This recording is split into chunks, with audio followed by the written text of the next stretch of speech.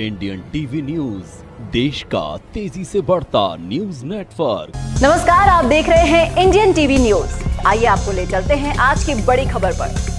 Samajwadi party को लगा बड़ा झटका। पूर्व विधायक सुषमा पटेल भाजपा कार्यकर्ताओं ने बैंड बाजा फूलों से किया स्वागत। जौनपुर जनपद के मड़ियाहू नगर में मंगलवार को पूर्व विधायक सुषमा पटेल भारतीय जनता पार्टी परिवार में शामिल होने पर मड़ियाहू में प्रथम आगमन पर पार्टी कार्यकर्ताओं ने बड़ी ही धूमधाम से फूल मालाओं से स्वागत किया।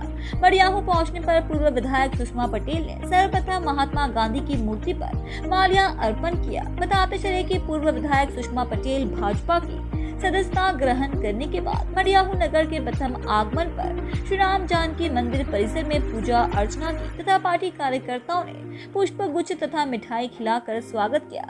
पूर्व विधायक ने बताया कि समाजवादी पार्टी अनुशासनहीन पार्टी हो गई है। भारतीय जनता पार्टी की नीतियों से प्रभावित होकर भाजपा में शामिल हुई।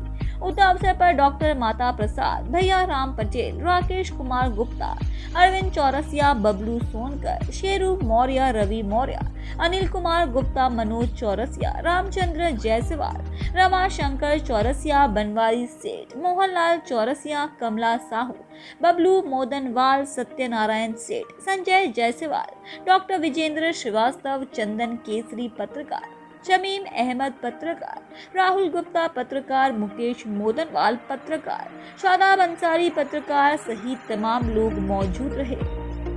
पहले आपने भाजपा में ज्वाइनिंग किया, उसके लिए बधाई हो हमारे चैनल की तरफ से। और चैनल को और आपको बहुत बहुत धन्यवाद। मैम ये बताइए, आपने भाजपा में ज्वाइनिंग किया है, क्या वजह थी आपने सपा का दामन छोड़कर भाजपा में? हाँ, देखिए, सबसे पहले तो मैं इस पर यही कहूँगी कि मैं भारतीय जनता पार्टी के सभी वर्गों, जातियों, धर्मों को साथ लेकर चलने और समान भागीदारी की नीति से प्रभावित होकर और इस देश के आदरणीय प्रधानमंत्री श्री नरेंद्र मोदी जी और इस प्रदेश के यशस्वी मुख्यमंत्री श्री योगी आदित्यनाथ जी की प्रेरणा से मैं आज भारतीय जनता पार्टी में की सदस्यता में ग्रहण की हूँ।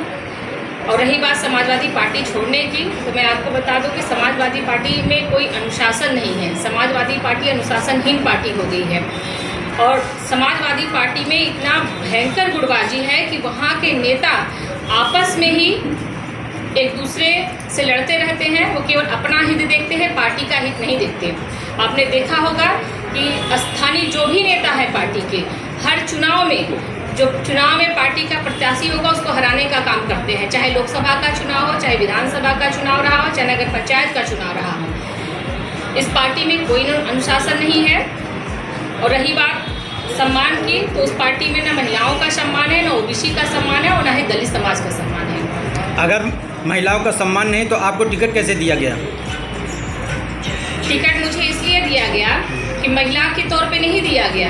2020 के राज्यसभा के चुनाव में हम कई विधायक उस समय राज्यसभा के चुनाव में समाजवादी पार्टी के सपोर्ट में खड़े थे। जब उनके सम्मान की बात थी, उस समय हम 6 विधायक उनके साथ मजबूती के साथ खड़े थे और अपनी विधायकी दांव पे लगा के आए थे। चाहते तो हमारी विधायकी समाप्त हो सकती थी। और 2022 के विधानसभा के चुनाव में जब उन्होंने टिकट दिया तो आप लोगों ने देखा होगा, पूरे मड़ियाहू के जितने पार्टी के लोकल नेता थे एकजुट होकर मेरा विरोध किया। क्या क्या नहीं कहा उस समय लोगों ने, और वही कारण था कि मैं कुछ 100 वोटों से चुनाव हार गई। और इतना समय बीत जाने के बाद भी लगातार मैं पार्टी में गुहार लगाती रह गई, करती रह गई, लेकिन पार्टी ने एक सिंगल कार्रवाई तक नहीं की। क्या मुझे पीड़ा नहीं होगी? मैम ये बताइए कि अभी अखिलेश यादव का एक ट्विटर हैंडल पर मैसेज आया है, 2000 नोट की तरह बदलते गए, इस पर आप क्या कहेंगे? देखिए, मैं इस पर यही कहूँगी कि अखिलेश यादव जी के विषय पे तो टिप्पणी नहीं करूँगी, लेकिन मैं इतना ही कहूँगी अभी वो पॉलिटिकली बहुत अनमेच्योर है। इशारा तो वहीं पे था।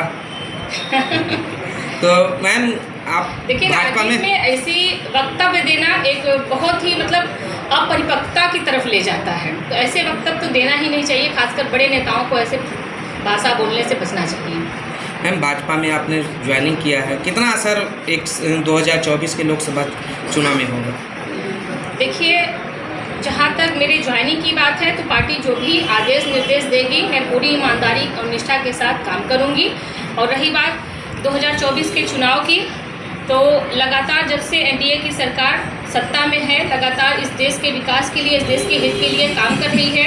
गरीब जन कल्याणकारी योजनाओं के माध्यम से आम जनता को लाभ मिल रहा है। कहीं न कहीं आम जनता अपने जीवन में एक सकारात्मक बदलाव को देख रही है।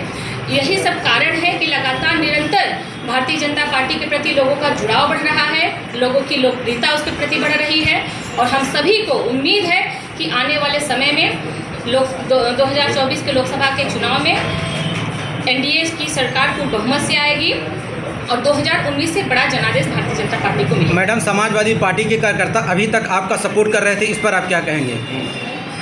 देखिए, समाजवादी पार्टी के, मैंने कहा ना कि समाजवादी पार्टी एक अनुशासनहीन पार्टी हो गई है। जिस पार्टी में कोई अनुशासन ही नहीं रहा तो उस विषय में मैं कुछ कहना नहीं चाहूँगी। अभी 3 दिन पहले फेसबुक पे आपकी चर्चा चले, समाजवादी पार्टी का समर्थक आपका सपोर्ट कर रहा था।